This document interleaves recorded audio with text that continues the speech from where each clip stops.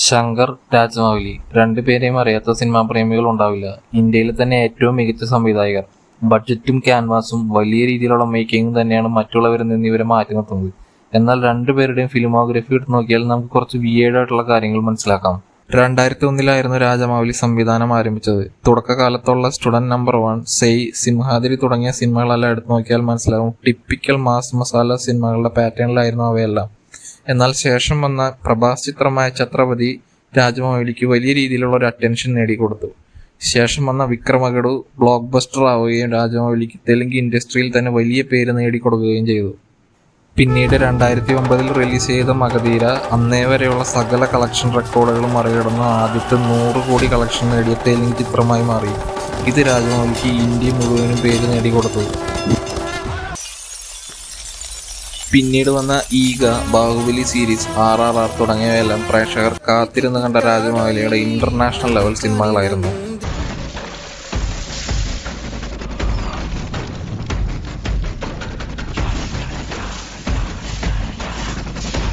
അതേസമയം 1993 ശങ്കർ സംവിധാനം ആരംഭിച്ചത്. തുടക്കകാല സിനിമകളായ ജെന്റിൽമാൻ, കാതലൻ, ജീൻസ്, മുതലവൻ തുടങ്ങിയവയെല്ലാം നല്ല സ്റ്റാൻഡേർഡ് കൊമേഴ്ഷ്യൽ സിനിമകളായിരുന്നു.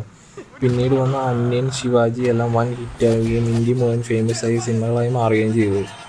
പിന്നീട് 2010 ഇറങ്ങിയ യന്തിരനാണ് എക്കാലത്തെയും കളക്ഷൻ റെക്കോർഡുകൾ ഭേദിച്ച് ശങ്കറിൻ്റെ പീക്ക് ടൈം ബ്ലോക്ക് ബസ്റ്ററായി കണക്കാക്കപ്പെടുന്നത്. പിന്നീട് വന്ന നൻപൻ ഐ എല്ലാം സമ്മിശ്ര അഭിപ്രായമാണ് നേടിയതെങ്കിലും 2018 ഇറങ്ങിയ 2.0 ശങ്കറിൻ്റെ പതനം ആരംഭിക്കുന്നത്.